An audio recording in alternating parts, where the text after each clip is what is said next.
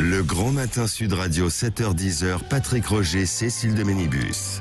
Il est 9h18, merci d'être avec nous pour ce livre, Raoult, une folie française qui porte bien son nom, aux éditions Gallimard. Et avec nous pour en parler, Marie-France Etchegouin, bonjour. Bonjour. Et Ariane Chemin, vous êtes toutes les deux journalistes, une au Monde et une chez Elle. Oui. Et vous avez mené cette enquête. Alors je ne sais pas combien de temps ça a duré, mais en tout cas c'est extrêmement étayé. Il y a énormément de choses à savoir sur Didier Raoult. Oui, c'est ça. C'est-à-dire que vous tentez de... Alors c'est pas du tout sur l'hydroxychloroquine, l'azithromycine, etc. On prévient les auditeurs, mais c'est sur sa personnalité, hein, c'est ça. Qu'est-ce qui vous a poussé à aller voir qui était véritablement derrière ce personnage qu'on voyait dans beaucoup de médias? Ariane Chemin, alors commencez. S'il y a une personne qui a émergé sur la scène, y compris politique, je dirais, dans l'année 2020, c'est quand même lui. C'est assez rare de voir quelqu'un que personne ne connaissait, y compris à Marseille. Les gens ne savaient pas forcément qui était Didier Raoult, ne connaissaient pas forcément son affectiopole. Et tout d'un coup, il émerge. Il est testé dans les sondages comme l'un des Français préférés. C'est d'ailleurs pour ça, sans doute, qu'Emmanuel Macron va lui rendre visite.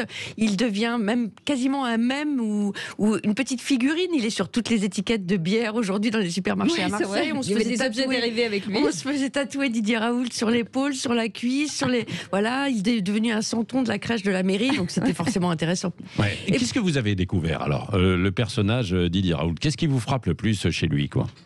Et ce qui nous a frappé le plus, en réalité, tout le monde a vu en fait comment Didier Raoult avait quand même une haute idée de lui-même.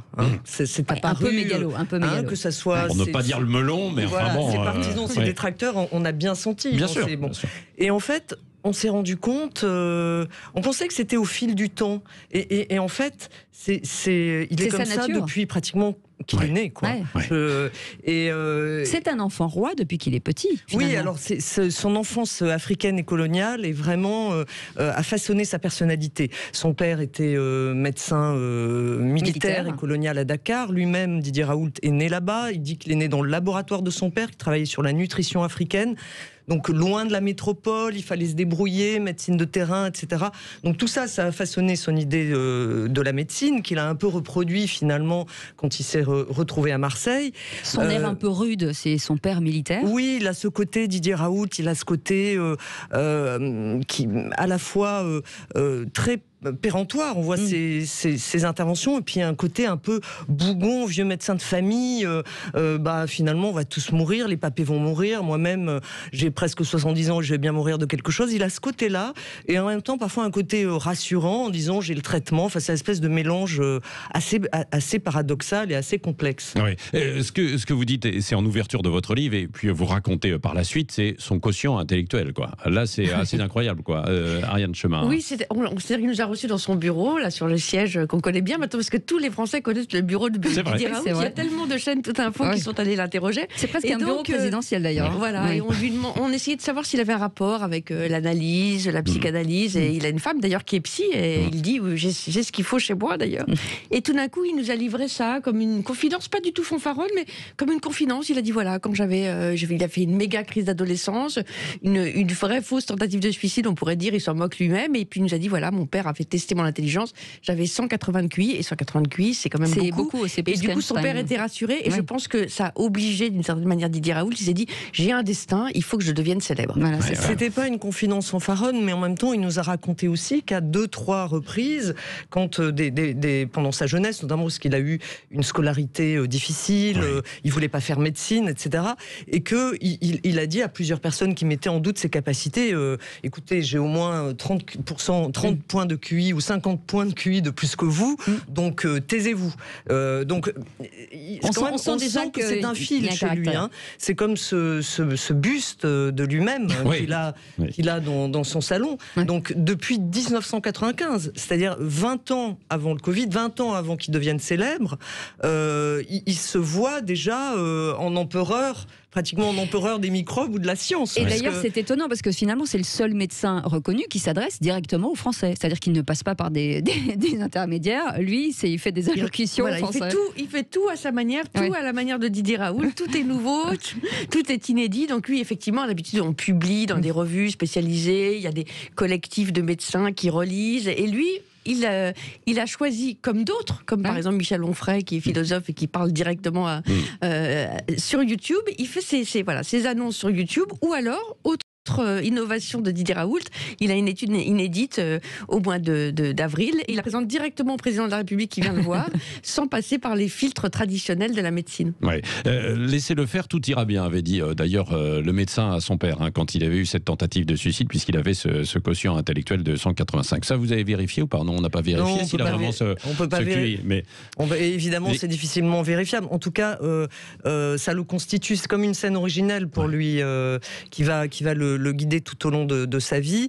Et il y a chez Didier Raoult à la fois cette certitude d'être plus intelligent que la moyenne. Donc, l'un des rares à qui il reconnaît cette intelligence, c'est Emmanuel Macron, puisqu'il nous a dit que quand Macron est venu le voir à l'UHU, il avait l'impression que leurs deux cervelles se frottaient, donc c'était QI contre QI.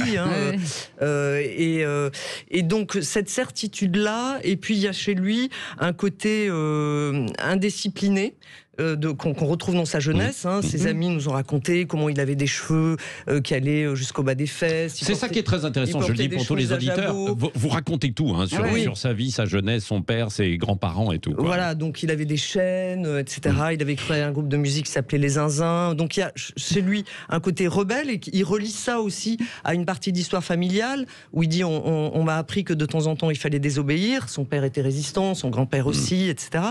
Et en même temps, ça va aussi souvent de pair, une fascination quand même pour l'autorité, l'organisation, le culte du chef. Le chef, c'est lui.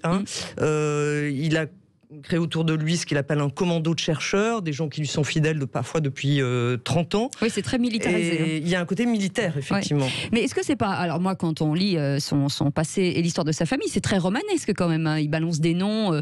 D'ailleurs, on sent que vous doutez un peu quand son grand-père est rappelé par André Malraux. On sent que, bon, de toute façon... Son père, pardon. On n'a pas vraiment la preuve.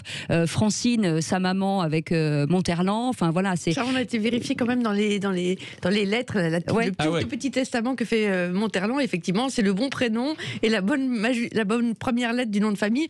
Mais est-ce que vous avez Didier Raoult nous a montré surtout des lettres manuscrites de Monterland, entre Monterland et sa mère. Donc, je rappelle que la mère de Didier Raoult a été fiancée avec un des écrivains les plus célèbres, Henri de Monterland, qui avait la réputation d'être un célibataire endurci et surtout d'aimer les petits garçons. Enfin, ça, on l'a découvert plus tard, de son vivant, on ne le savait pas. Mais toujours est-il qu'ils ont été fiancés et que c'est assez surréaliste de voir débouler cette histoire, effectivement, au milieu du Covid et de la chloroquine. Mais pour vous répondre, je pense qu'il a l'art de rendre sa vie romanesque. Il y a des gens qui savent faire ça très très bien. Vous savez, on a l'impression que c'est une grande saga incroyable, mais quand vous allez chercher votre généalogie, tirer un ancêtre, par exemple, il va trouver un ancêtre Chouran quand il parle à Philippe de Villiers, parce qu'il sait que c'est ça que Philippe de Villiers va aimer. Donc il a l'art de mettre en scène sa vie, ses ancêtres, et aussi, comme ça, donner l'impression qu'il s'inscrit dans un roman français. Voilà. Et puis, bon, même s'il est mégalo, bien sûr, et qu'il a besoin d'exister, ça part d'un certain nombre de choses quand même réelles, quoi. Ce que vous avez dit donc sur sa famille, mais en même temps sur ses connaissances aussi, bien sûr, scientifiques, parce qu'en 2003, il avait ses déclarations prémonitoires, vous en parlez, quoi. Sûr, il avait dit, attention, les pays riches, on n'est pas à l'abri, vous avez tort de négliger les épidémies, quoi. Ça, il le disait dès 2003. Et il avait alerté sur l'émergence d'un virus qui pourrait se transmettre par aérosol, qui pourrait être très dangereux, etc. Donc on est en 2003, c'est un rapport qu'il fait au ministère de la Santé. À l'époque, il a déjà en tête de créer un infectiopôle à Marseille. Alors évidemment, ça plaide pour sa chapelle, mais dans ce rapport, il voit des choses. Il voit surtout l'impréparation. Il dit attention, faut s'organiser, etc. Ensuite, sur d'autres épidémies, il s'est pas trompé. Sur la grippe aviaire, H1N1, etc. Mais au moment où arrive le Covid, là, c'est comme si tout d'un coup, il devenait aveugle. Oui. C'est ça. Pourquoi il devenait aveugle, Ariane Chemin? Alors, c'est sans doute la part la plus obscure de Didier Raoult, parce que c'est vrai qu'il a tout pour lui. Il a l'infectiopôle, le seul en France. Il est reconnu, il a remporté le prix de l'INSERM, qui est quand même une forte distinction, en 2010 d'ailleurs, avec le soutien de Jean-François Delfrécy, qui est aujourd'hui président du Conseil scientifique, même si on ne sait plus si le Conseil scientifique existe vraiment et ce qu'il y fait. Et donc, il a tout pour réussir, il a fait ce rapport, et tout d'un coup arrive l'épidémie, il devrait être le premier, le meilleur, et ce goût du contre-pied permanent, de la contradiction, tout d'un coup, lui fait rater la séquence d'une certaine manière. Alors, il a des très bonnes intuitions. Par exemple, il est quand même le seul à dire qu'il faut tester, tracer, etc.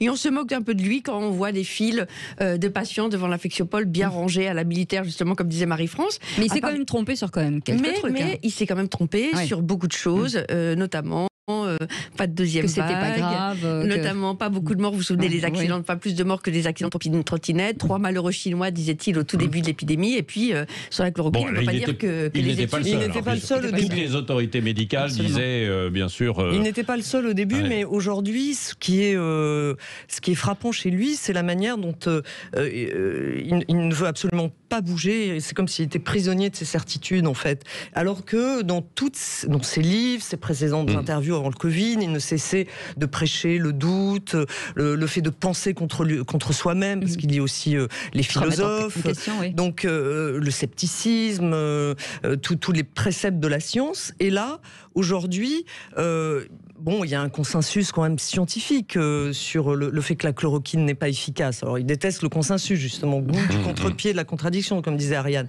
Mais au lieu quelque part de se poser un peu, de dire on va réfléchir, je me calme, etc. Il continue. Il y a une espèce d'obstination. Voilà, d'obstination qui fait que il draine autour de lui, en plus, tout un tas de gens, à mon avis, avec qui il n'aimerait pas forcément discuter, qu'il n'inviterait pas forcément dans ses colloques scientifiques à l'IHU, parce que c'est pas des experts et que lui n'a que mépris. Oui, scientifique, quand même, bien sûr. Voilà, pour les gens qui ne sont pas des spécialistes. Donc c'est ça qui est assez frappant et étonnant. En tout cas, 0826 300 300, vous voulez poser des questions à Ariane Chemin et Marie-France Etchegouin pour ce livre, Raoult, une folie française, soyons clairs, c'est clair, aux éditions Gallimard. 0826 300 300 vous attend au standard. Bienvenue sur Sud Radio, il est 9h31. 9h35, merci d'être avec nous. Ariane Chemin, Marie-France Etchegouin sont avec nous. Raoult, une folie française aux éditions Gallimard. On dit beaucoup de choses sur Didier Raoult. Est-ce que finalement ça le pèse ? Enfin, est-ce que c'est difficile pour lui d'accepter finalement qu'on déforme sa parole, qu'on ne croit pas en lui et qu'on ne le porte pas forcément tous au nu ? Il dit que ça glisse sur lui. Il dit par exemple qu'il ne lit absolument rien de ce qui se publie sur lui. Et vous le croyez ? Pas forcément, en tout cas il a une équipe qui le fait pour lui, je pense. Il a une équipe, d'ailleurs on le voit bien sur les réseaux sociaux, un véritable bataillon qui monte au front, qui conteste chaque critique, donc qui sont très actifs. Mais lui, il a une position un peu de hauteur, de sage. Il dit d'ailleurs, regardez, j'ai publié toutes mes vidéos, je n'ai rien changé, pas un mot, pas une virgule, comme si c'était une bible. Il essaye en tout cas il donne l'impression de s'en fiche. Mais est-ce que c'est un incompris finalement ? Un incompris. En tout cas, c'est quelqu'un qui considère la science. Il fait de la science comme s'il menait une guerre, en fait, depuis le début. Il a toujours été en contre et dans le rapport de force. Dès ses études, il a contesté ses professeurs. Ensuite, il a choisi un champ de recherche ou une spécialité qui n'était pas forcément à la mode, mais il a décidé de devenir. Il le dit. Je serai champion du monde et je serai champion du monde. Ça, c'est à son retour des États-Unis, c'est ça. Où finalement, ça n'a pas été un grand succès quand même aux États-Unis. Oui, enfin, il y restait un an pour un stage de post-doctorat. Mais il veut être le meilleur, en fait. Voilà, il veut être le meilleur. Et quand il construit en fait son institut à Marseille, il va se battre pratiquement contre, même si il a remporté un appel d'offres organisé par l'État. Par la suite, il ne va cesser de se battre à peu près à terre entière. C'est l'INSERM et le CNRS. Les hôpitaux de Marseille. Mais les hôpitaux de Marseille, ses confrères marseillais, ses confrères à Paris. Donc, mais aussi, et c'est là que toujours la complexité avec Raoult, c'est qu'il a des appuis. Il a des appuis politiques à droite ou à gauche. Il va être soutenu par Valérie Pécresse, qui à l'époque est ministre de la Recherche, et qui d'ailleurs au moment de la chloroquine va dire oui à la chloroquine, il va soutenir Raoult. Il va être soutenu par Geneviève Fioraso, qui est socialiste, ministre de la Recherche, qui est au conseil d'administration de l'IHU, comme Philippe Douste-Blazy, mais aussi comme Jean-François Delfrécy, le président du conseil scientifique. scientifique, et Dieu sait si aujourd'hui les deux hommes ne s'entendent pas, et surtout si Didier Raoult a tiré à vue sur Jean-François Delfrécy, qui maintenant n'est plus au conseil d'administration. Donc il sait aussi, et c'est pas du tout un anti-système comme le croient beaucoup de ses contradicteurs ou ses opposants, admirateurs. Il sait aussi jouer avec le système, exploiter ses failles, et c'est que voilà, il sait faire. QI de 185. Ce qui est un peu notre cas, Patrick Didier, pas Didier Raoult, mais Didier d'Antony qui est au 0800. Ça a coupé. Ah, bon, bah voilà, on a été trop bavard. Sur l'assistance publique, il a cette phrase, il dit finalement je suis la poule aux odeurs de l'assistance publique, parce que finalement il fait un carton, c'est-à-dire que c'est presque, on a l'impression que c'est presque le seul centre en France qui est positif et qui fait des bénéfices. En fait, il dit ça par rapport, parce que là aussi, il a été assez pionnier par rapport à ça. De son séjour aux États-Unis, il a importé à Marseille, et aujourd'hui c'est partout, un système qui comptabilise les publications des chercheurs. Et plus on a de publications, en fait, plus on monte dans une espèce de palmarès qui permet d'asseoir, de construire sa notoriété, mais aussi d'avoir des dotations financières. Et donc, évidemment, Didier Raoult, on sait maintenant, on a comptabilisé, c'est à peu près 300, alors il n'est pas tout seul, mais il signe ou co-signe 300 publications par an. En moyenne, c'est 10 à 20. Donc là aussi, on lui a reproché ce productivisme. Mais toujours est-il que, grâce à ce système, il prétend il dit qu'il rapporte 10 millions d'euros de subventions, de crédits à l'assistance publique des hôpitaux de Marseille. Et Didier est avec nous, c'est un autre Didier qui nous appelle d'Antony, 0826 300 300. Ça serait drôle que Didier Raoult nous appelle. Bonjour Didier. Il en est capable. Oui, non, ce n'est pas Monsieur Raoult. Bonjour. Bonjour. Bienvenue Didier. Bonjour. Bonjour, j'ai écouté un petit peu vos intervenantes. Oui. Et je trouve que c'est un peu à charge, comme à chaque fois, contre Didier Raoult. Un peu à charge, ouais. Ah bon? Ok. Ah oui, systématiquement, parce que systématiquement, c'est oui, il fait ci, mais. Oui, il fait ceci, mais c'est comme s'il y avait toujours un doute sur sa personnalité. On parle de sa vie privée notamment, alors que ça n'a rien à voir dans le débat, etc. Mais il y a des choses qui me gênent un peu quand même. Même beaucoup. Ariane, vous n'êtes pas les seuls à faire ça en plus. Oui. Non mais Ariane Chemin va vous répondre, Didier. Oui. Parce qu'il y a une raison, probablement. Alors, d'abord, nous, on pense qu'on ne pouvait pas comprendre Didier Raoult, et il s'est prêté d'ailleurs à l'exercice, sans parler de sa personnalité. Et lui-même, vous parlez de sa vie privée, au contraire, je pense qu'on a été très pudique. On n'a pas étalé ses enfants, sa femme. Et lui-même, regardez, il reçoit toutes les télévisions et le président de la République dans son bureau. Dans ce bureau, il y a toutes ses photos de famille. On voit tout le monde, ses petits-enfants, ses enfants, sa femme. C'est lui qui montre sa famille. Donc, je pense que c'est pas tout à fait juste. Et puis lui-même, il veut raconter comment il s'est construit. Il avait fait une sorte de biographie de lui-même sur le site de l'IHU avec son accord. Et alors, pour dire que c'est à charge, je crois qu'il faut quand même se souvenir de l'année qu'on a vécue. Il a été porté au nu, ça a été un héros. Tout le monde s'est précipité dans son bureau. Quasiment. Le Messie, on l'appelait le druide. Donc je pense que ça peut paraître quand même assez légitime qu'un an après, on s'interroge un peu sur ce moment très particulier de l'histoire de la vie politique française. Et pour compléter ce que dit Ariane, non seulement on a vu Didier Raoult, mais aussi beaucoup de ses proches qui avaient envie de dire qui était Raoult. Enfin, vraiment, ils avaient envie. Et d'autre part, cet auditeur dit il y a toujours un mais. Didier est avec nous. Didier. Il dit c'est à charge, parce qu'il y a toujours un mais. Mais non, c'est à charge et à décharge, justement. Et nous, on a essayé, en fait, de sortir des anathèmes et des raccourcis. Parce que ça avance pas à grand-chose, ça aveugle. Nous, on a essayé de décrypter et de comprendre. De comprendre pourquoi Didier Raoult en est arrivé là et pourquoi il a suscité un tel engouement. Et il continue à susciter un tel engouement et aussi à diviser autant. Didier, donc pour avoir lu le livre comme Cécile, ce n'est pas nécessairement à charge, mais ça permet en tout cas de mieux comprendre sa personnalité, d'où il vient, et il le raconte évidemment. C'est lui qui le livre. Il a été formaté entre guillemets en Afrique, ses voyages ont été particulièrement importants. D'ailleurs, il l'avait souligné, souvenez-vous, au début de l'épidémie. Pourquoi vous avez l'impression qu'on l'attaque trop aujourd'hui, Didier Raoult ? Si vous voulez, moi ce que j'apprécie pas du tout, c'est qu'on s'attaque à Raoult, à Péronne, à des gens comme ça, qui disent la vérité, qui ont quand même un passé scientifique qui tient la route par rapport à des gens comme Lacombe, Delfréchy. Chacun sa vérité. On a le droit de ne pas être d'accord, Didier. Et puis, par exemple, il y a eu une perquisition à l'IHU de Marseille. Ça doit être hier ou avant-hier, je sais plus.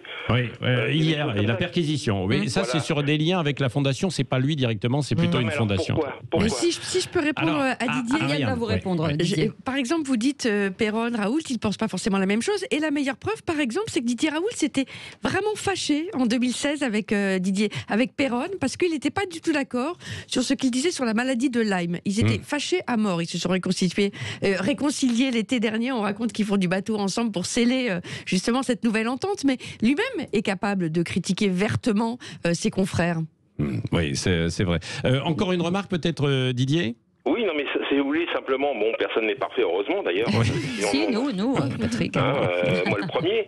Mais ce que je veux dire, si vous voulez, c'est que la tendance des journalistes, je parle bien sur un plan général, je parle pas des deux intervenantes, systématiquement, c'est contre, alors bien sûr, BFM et RMC mis à part, parce qu'on sait très bien comment ils fonctionnent, et avec qui et pourquoi, surtout, des choses comme ça. Donc, et on n'entend pas notamment Montagnier, on l'entend plus, Fourtillon qui est en prison, etc. Oui, il y a des gens comme ça. Montagnier, on l'a entendu. Après, on l'entend plus de toute manière. Et on peut pas dire qu'on n'a pas entendu Didier Raoult, surtout. Mais Didier Raoult, on l'a entendu, et d'ailleurs, très longuement, Parola, qui est avec lui, sera chez André Berkoff ce midi dans un débat, donc avec un autre médecin. Mais c'est vrai aussi que, Didier, il y a eu une fascination pour Didier Raoult, parce qu'on était dans un moment d'incertitude, en fait, totale, de flou, de sidération, et que Didier Raoult nous a présenté un traitement qui pouvait fonctionner sur certains, mais pas totalement, avec l'azithromycine. On sait bien que beaucoup de pharmaciens ensuite ont utilisé l'azithromycine. L'hydrochloroquine, c'est autre chose. Et après, évidemment, puisque lui-même s'est un peu perdu dans quelques explications, on l'a cru en fait un petit peu moins, quoi. Et c'est vrai que on lui a prêté des ambitions politiques après. Est-ce que vous avez senti ça ou pas? Non, pas Ariane du tout. Chemin, Marie-France. Pas du tout. Il a été testé dans les sondages. Je pense que peut-être les politiques ont joué à se faire un petit peu peur. On a vu en lui un chef de file possible des Gilets jaunes. Il a été, puis il adore ça. Il adore laisser croire que. Mais il raconte très bien que son père lui disait, tu sais, les conversations politiques, les conversations de bistrot, c'est pas pour toi. La politique, c'est pas pour nous. Et je pense que jamais ça ne l'a effleuré. Ou alors, à moins d'être couronné directement empereur. Mais sérieusement. Non, puis c'est un passionné de la science. Mais il considère que les hommes politiques sont des hologrammes. C'est-à-dire qu'ils n'ont aucune influence sur la marche du monde. C'est ce qu'il nous a expliqué. Et il est... alors, c'est sûr que cette popularité qui n'a pas forcément recherché... Je ne sais pas si au début, il avait envie de drainer des foules. Il voulait être reconnu, bien évidemment, mais drainer... comme ça, des foules d'admirateurs derrière lui, j'en suis pas certaine. Mais sa principale passion, ça reste, il continue à le dire, les bestioles, comme il dit, les bactéries, les microscopes. Il dit vivement que tout ça soit derrière moi parce que j'ai encore plein de projets de recherche. Bon, ça reste quand même sa principale passion. Mais est-ce qu'il n'a pas émergé justement parce qu'il y a un problème avec les politiques, il n'y a plus d'incarnation de rien et qu'il fallait à un moment donné un personnage providentiel dans cette pandémie? Bien sûr. D'abord, tout le monde se rêvait, à vrai dire, tout le monde aurait aimé que la chloroquine soit très efficace. C'est évident, à commencer par les chefs d'entreprise. Et si on a appelé ce livre Une folie française, c'est que tout le monde se précipite. Que ce soit la première fortune de France, Bernard Arnault, tous les patrons de presse, de médias, tous les Marseillais, tous les élus marseillais, le druide, le sauveur suprême, parce que, effectivement, dans ces moments... Même Donald Trump, même Bolsonaro au Brésil. Donc il est et c'est vrai qu'il arrive à un moment où les Français se cherchent des héros politiques. En plus, là, tout le monde était enfermé chez soi, tout le monde avait peur de mourir, et tout d'un coup arrive cette personnalité en plus assez amusante physiquement, en tout cas, même s'il n'a pas forcément le sens de l'humour. Et il arrive, il fait un tabac sur YouTube et il devient une espèce de nouveau dieu. Voilà, donc c'est à lire Ariane Chemin, Marie-France Etchegouin, Raoult, une folie française. Qui est cet homme derrière celui que l'on a vu, comme vous l'avez dit, apparu comme un druide, comme un messie l'année dernière? Eh bien, tout est dit. Que vous aimiez ou que vous n'aimiez pas Raoult, en revanche, c'est intéressant. Oui, évidemment, pour suivre tout son parcours et puis en même temps comment ça se construit, un institut et ensuite comment ça fonctionne. Et puis, merci en tout cas d'être venu. Merci beaucoup. Merci d'avoir été avec nous.